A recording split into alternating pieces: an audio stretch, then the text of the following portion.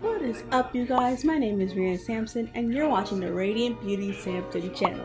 If you are new here, please subscribe, hit that bell icon down below so you can get notified every time I upload a brand new video. If you are old here and have seen this gorgeous face, welcome back my RBS squad, and for today's video I'm going to be talking about my mental health, where am I at now, how I was before, and how it's come full circle. And without further ado, let's get on with this video.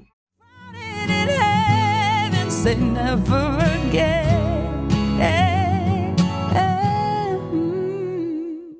So where I was before. Mentally, when I started college, I just had to finish up with MSD and graduated, and I started on my next journey into college. So when I started, I was okay. I was tackling the workload that I had. It was okay in the beginning.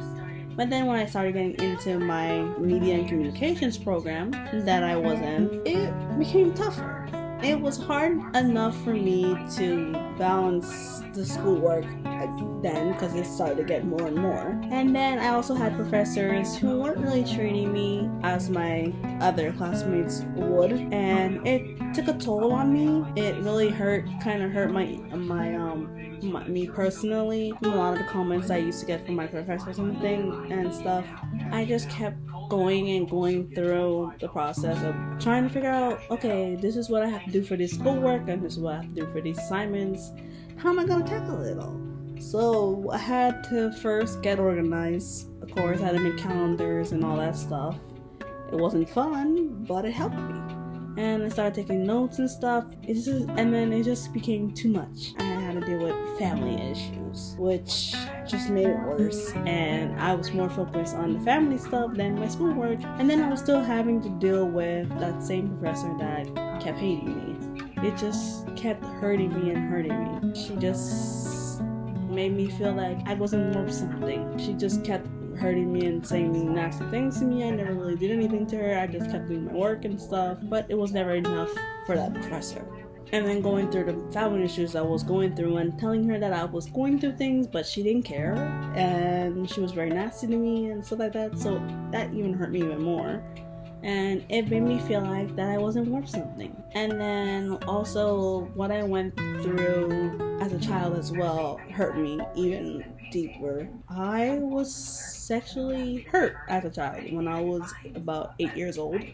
Around that time, my parents weren't really home with me, so I stayed with my cousin. Let's just say his name is Dave for this story. So Dave, who is my cousin and one of my family members, used to stay with me when I came back from school. He went to a nearby high school that's in the area. Every time I came back from school, he was here. When I was watching TV, I would be in front of the TV downstairs in my living room, and then he would come into the door. I don't know back then that I didn't know what the circumstances was or how to put it in my own words. It just hurt me more. And I just didn't know how to deal with it at the time. And when he began doing it, I remember screaming and being like, don't do this to me, why are you doing this to me? It just hurt me so deeply as a child. When I got older, in 2013, I was in my middle school at the time. I was in 7th grade when this happened. When I went to classes, I had my friends and stuff and all that. We were just coming off from PE, and one of the water fountains outside wasn't working because we have an outdoors type of gym. And the water fountain outside wasn't working, and I went inside. And then one of my friends, I shall name him Steve. So Steve followed me in. Did not realize that he did. When I realized it, when I went by my locker, I opened it, I took up my clothes that I had, my uniform for the school. I went into the locker room, I went into the bathroom to go and change, and did not realize he followed me in. I said, Steve, what are you doing inside there? This is the girls' bathroom. And he said he doesn't care and he was gonna follow me in here anyway, even if I didn't know. I was like, okay. So I went into the bathroom. I told him to get out, and I'm gonna go into the bathroom stall. Well, Steve didn't like that, and he decided he's gonna follow me in, and he took my arm. He pushed me back on the toilet seat. I hit my back of my head. I blacked out after that, and all I remember is him telling me to shut up, be quiet. Next thing, one thing led to another, and he hurt me. And then he was dating one of my best friends at the time as well. I just couldn't tell her because he told me after he had finished, and I put on my uniform and all that stuff, and he put on his clothes, the PE uniform that he still had on. And he told me, the last thing I remember him telling me is that even if you tell her, it wouldn't matter because she will only believe him and not me. Even though I am her best friend, it didn't matter to him because he didn't care. And months and months went on after that, and then I found out. I remember one day I felt sick and I didn't feel well, and I remember it was at lunchtime around that time, and I started feeling nauseous. I was like, okay, what is going on with me? And then I realized I missed a month. I was like, oh Lord. I took a test, then I found out 2 lines means pregnant. I remembered I cried because one of my friends had actually went and go pick it up, and I went with one of the guidance counselors that was in my school that helped me out with everything, and I got tested and all that stuff, and they told me you were sexually hurt by this person, and I knew that he did it, and I was scared because he kept on taunting me every single day that he saw me. He kept on taunting me and telling me this and that and that and that and that, and it just kept making me feel hurt. It just took a toll on my mental health on that part as well, and I just couldn't take it. I remember 7th grade, I wanted to just leave and never come back because I didn't want to stay there any longer, to stay there with Steve in that school. I didn't tell the rest of my friends why. The only person that knew was one of my friends that was there during the whole thing that happened that day. Let's call her Jade. So Jade was there. I told her that day because she saw what happened. She was there with me when I went through the whole thing. And then a few months after, I remember I cried, and I kept wearing baggy clothes to school. No one knew. People just assumed that I was just cold and all that stuff, but they didn't know that I actually did have something in the oven. But no one knew except for my friend and the administration. But they didn't say anything, and my parents didn't really know either, so they were kind of confused by the whole situation too. But I didn't feel like telling them that I was hurt again. It just kept making me feel like I was unworthy to come back to the school. So when I was leaving, me and my mom, we went to go find a school. She went up and this and there, and I just kept on just knowing that I just didn't want to go back to that school. I just didn't want to see his face. It just was just so hard that I wanted to be gone from this life. And my mom was like, you need to find help. So she enrolled me into therapy.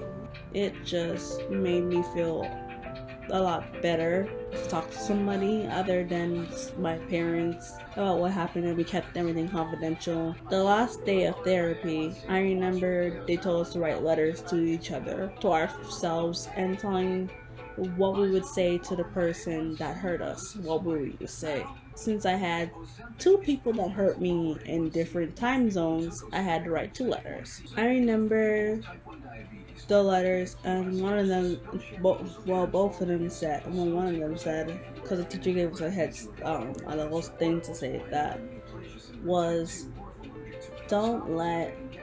she always used to tell us, don't let what the person did to you hold you back from doing something that you love or being at a certain place at time in the school. Don't let that affect you in a way that it's going to sustain you from doing something that you know is right. And if you're going to be fearful of that person, don't let them fear you into doing something that you know would benefit you. And in my letter, I remember writing to the second person, I was like, even though you thought you could have broken me down, it wouldn't have helped. What you did to me was wrong, was violating my personal space, my body. It hurt. It pained me. It made me feel like I was nothing. You made me feel like I was nothing. But I have gained back my strength. I have gained back my worth, my self-worth.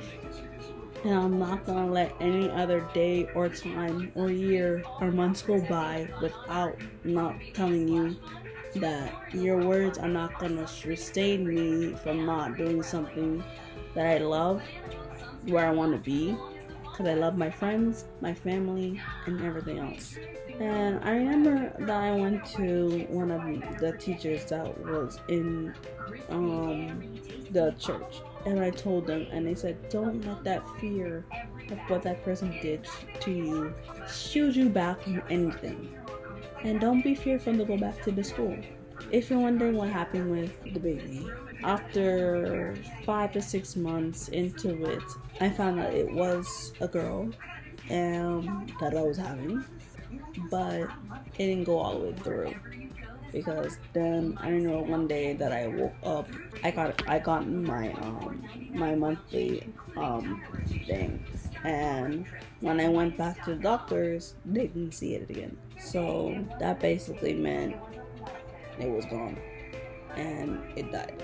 It hurt me, but I guess it was not its time, I would say, for it. I mean, I did what any other person would do. Yes, I did cry. Yes, it did hurt me, but I didn't let the fear of what that person did to me stop me. And yes, and I did go back to the school. I made sure that his jokes didn't hurt me. I made sure whatever that he tried to do or say to me did not affect me in any way, shape, or form. I didn't let what other people were thinking hurt me, and I stood my ground. It did hurt, I'm not gonna lie. It took some time for me to get through everything I was going through. Now going back to the college thing. Yes, what those things that the teachers did was hurting me, and then I was also going through some family stuff.